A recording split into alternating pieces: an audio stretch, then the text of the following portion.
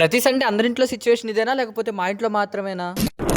Hey guys, అసలు matter ఏంటంటే ప్రతి సండే వస్తే చాలా అందరిలో చికెన్ ఉండాలా మటన్ ఉండాలని ఆలోచించుకుంటే మా ఇంట్లో మాత్రం అసలు టిఫిన్ కోర్స్ ఉండే స్టార్ట్ అయిపోద్ది. మా అసలు ఈ రోజు ఏం జరిగిందంటే డైలీ వేసినట్టే టిఫిన్ వేసి చట్నీ చేసింది, కానీ ఆ చట్నీ ఈ రోజు మా నాన్నకి నచ్చలేదు. ఇదే మాట డైరెక్ట్ గా మా అమ్మకి చెప్తే నాకు రాదు కాబట్టి నువ్వే చేసుకో అని చెప్పింది. మా నాన్న సీరియస్ గా తీసుకొని పల్లి చట్నీతో పాటు అల్లం చట్నీ కూడా చేస్తా అని చెప్పి మా మమ్మీతో ఛాలెంజ్ చేశారు. మా మమ్మీ సీరియస్ గా తీసుకొని కనీసం అల్లం కూడా కట్ చేసి ఇవ్వకుండా మా నాన్న చేతే కట్ చేపిస్తుంది. మా నాన్న అక్కడ అంత కష్టపడి అల్లం కోస్తుంటే మా మమ్మీ చూడండి మా నాన్న ఫోన్ తీసుకొని అందరు వాట్సాప్ డీపీలు చెక్ చేస్తుంది.